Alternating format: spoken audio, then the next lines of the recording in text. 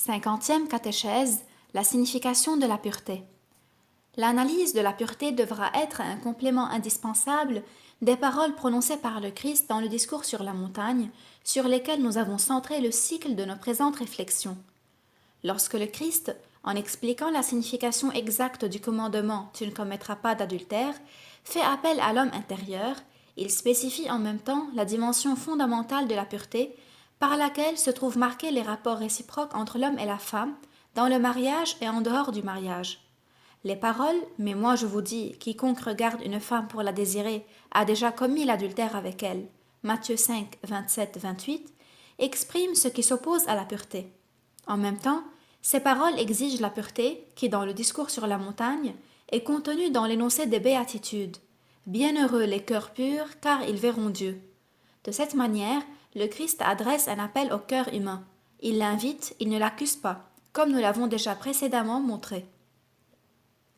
Le Christ voit dans le cœur, dans l'intimité de l'homme, la source de la pureté, mais aussi de l'impureté morale, au sens fondamental et le plus général du mot.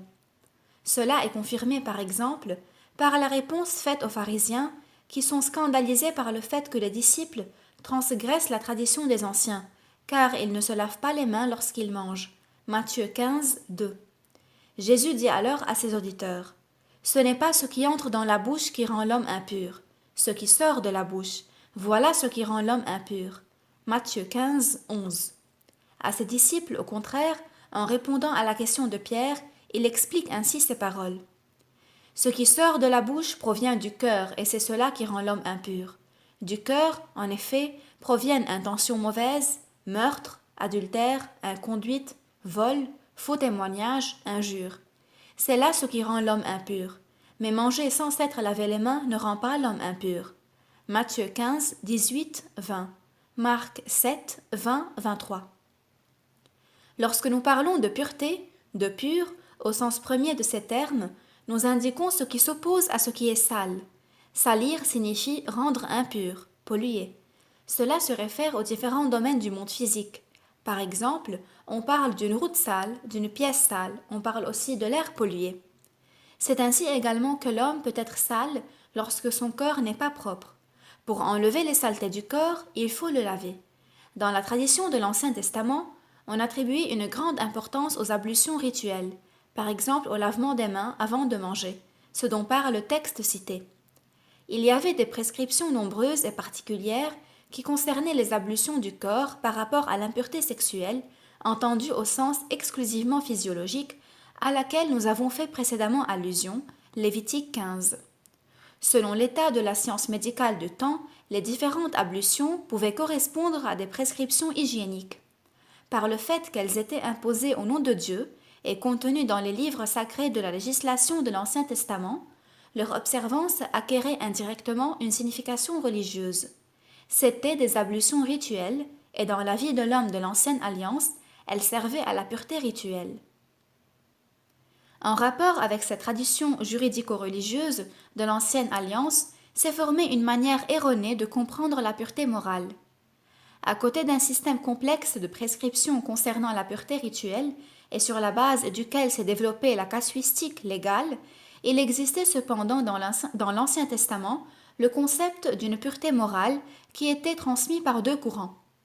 Les prophètes exigeaient un comportement conforme à la volonté de Dieu, et ce comportement suppose la conversion du cœur, l'obéissance intérieure et la droiture totale devant lui. Un attachement semblable est également réclamé par le psalmiste. Qui gravira sur la montagne du Seigneur ? L'homme aux mains innocentes et au cœur pur. Il obtiendra la bénédiction du Seigneur. Psaume 24, 3, 5. D'après la tradition sacerdotale, l'homme qui est conscient de son profond état de pécheur, en n'étant pas capable de se purifier par ses propres forces, supplie Dieu de réaliser cette transformation du cœur, qui ne peut être que l'œuvre de son acte créateur. « Crée-moi, ô Dieu, un cœur pur, lave-moi et je serai plus blanc que neige. Tu ne rejettes pas un cœur brisé et broyé. » Psaume 51, 12. Les deux courants de l'Ancien Testament se rencontrent dans la béatitude des cœurs purs, Matthieu 5, 8, même si la formulation de celle-ci semble être plus proche du psaume 24. Elle la comprenait souvent de manière exclusivement extérieure et matérielle. En tout cas, une tendance explicite à une telle interprétation s'est répandue. Le Christ s'y oppose de manière radicale. Rien venant de l'extérieur ne rend l'homme impur. Aucune saleté matérielle ne rend l'homme impur au sens moral ou intérieur. Aucune ablution, même rituelle, ne peut par elle-même produire la pureté morale. Cette pureté a sa source exclusive à l'intérieur de l'homme. Elle provient du cœur. Il est probable que les prescriptions respectives de l'Ancien Testament, celles par exemple que l'on trouve dans Lévitique 15, 16, 24, ont servi en plus des fins hygiéniques à attribuer également une certaine dimension d'intériorité à ce qui, dans la personne humaine, est corporel et sexuel. En tout cas, le Christ s'est bien gardé de relier la pureté au sens moral, éthique, à la physiologie et au processus organique qui s'y rapportent. À la lumière des paroles de Matthieu 15, 18, 20, citées ci-dessus, aucun des aspects de l'impureté sexuelle, dans le sens strictement corporel, biophysiologique, n'entre par lui-même dans la définition de la pureté ou de l'impureté au sens moral, éthique. L'énoncé en question, Matthieu 15, 18, 20, est surtout important pour des raisons sémantiques.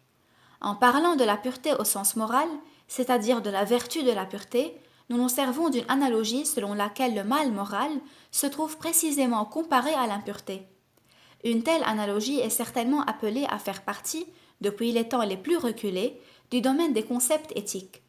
Le Christ la reprend et la confirme dans toute son extension. Ce qui sort de la bouche de l'homme provient du cœur. C'est ce qui rend l'homme impur.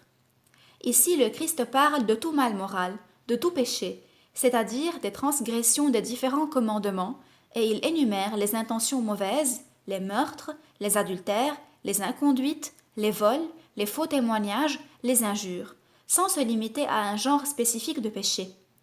Il en résulte que les concepts de pureté et d'impureté, au sens moral, est surtout un concept général, non spécifique.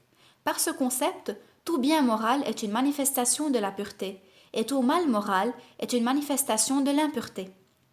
L'énoncé de Matthieu 15, 18, 20 ne limite pas la pureté à un secteur unique de la morale ou aux commandements qui lui sont liés. Tu ne commettras pas d'adultère et tu ne désireras pas la femme de ton prochain, c'est-à-dire à ceux qui concernent les rapports réciproques entre l'homme et la femme, rapports qui sont liés au corps et à la concupiscence qui s'y rattache. De manière analogique, nous pouvons également comprendre la béatitude du discours sur la montagne qui s'adresse au cœur pur, soit dans un sens générique, soit dans un sens plus spécifique. Seuls les contextes éventuels permettront de délimiter et de préciser cette signification.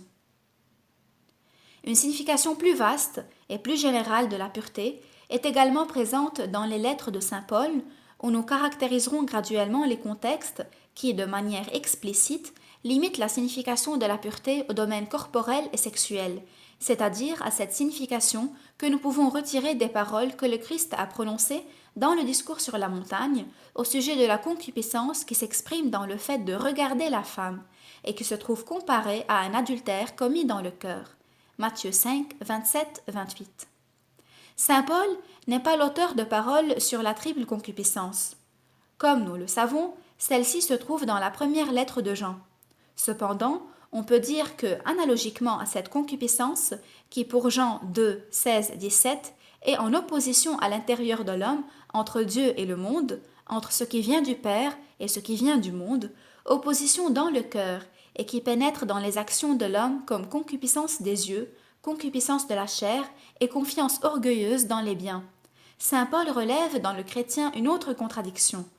L'opposition et en même temps la tension entre la chair et l'esprit, écrit avec une majuscule, c'est-à-dire l'Esprit Saint. Écoutez-moi, marchez sous l'impulsion de l'esprit et vous n'accomplirez plus ce que la chair désire. Car la chair, en ses désirs, s'oppose à l'esprit et l'esprit à la chair. Entre eux, c'est l'antagonisme. Aussi, ne faites-vous pas ce que vous voulez. Galates 5, 16, 17.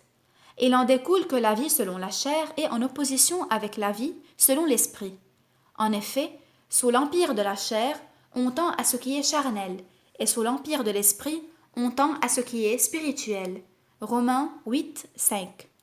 Dans nos analyses à venir, nous chercherons à montrer que la pureté, La pureté de cœur dont a parlé le Christ dans le discours sur la montagne se réalise précisément dans la vie selon l'Esprit.